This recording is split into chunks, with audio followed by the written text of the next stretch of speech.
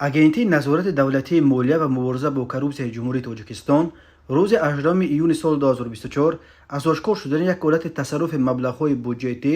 дар ҷараёни таъмири роҳҳои автомобилгарди ҳудуди ноҳияи шаҳри Нав хабар дод. Қаблан гузориш шуда буд ки президенти Ассоатсияи байналмилалии бокс Умар Кремлёв ки падараш аз дараи Алмосӣ исор буда чанд соли давраи кӯдакиаш дар шаҳри Нав гузаштааст, ба хотири сам гузоштан дар ободонии ватани падараш барои таъмиру тармими 12 километри роҳи марказӣ ва 6 километри роҳи маҳаллии ноҳияи шаҳри Нав ва 12 километри роҳи дараи Алмосӣ маблағ ҷудо карда, азми дар шаҳри Нав сохтани як кӯдакистони духабата ва як мактаби бокс дар Исоро низ дар даст дорад. агентии мубориза бо коррупсия гуфт, санҷиши молиявию хоҷагидории фаъолияти муассисаи давлатии нигоҳдории роҳҳои автомобилгарди ноҳияи шаҳри Нав нишон додааст ки ин муассиса санаи 31 июли соли 2023 дар озмуни тендери ҷиҳати таъмири роҳи автомобилгарди кӯчаи Сангин, Сараев ва Ҳокимзодаи ноҳияи шаҳри Нав иштирок намуда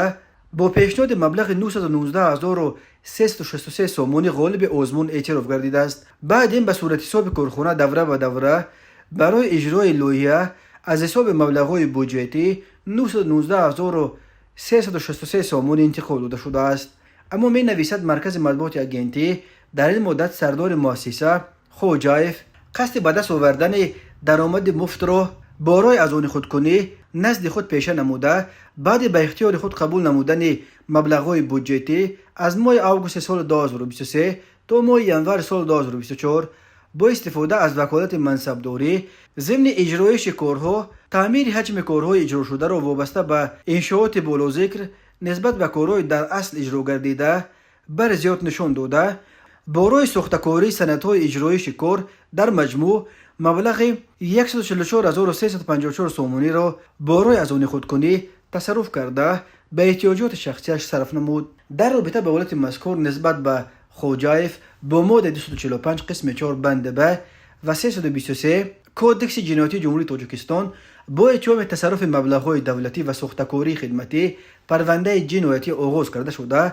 баъди анҷоми тафтиши пешакӣ барои баррасӣ ба додгоҳ ирсол гардид. худи Хоҷаев ё адвокат ва ё наздиконаш барои шарҳи қазия дастрас нестанд.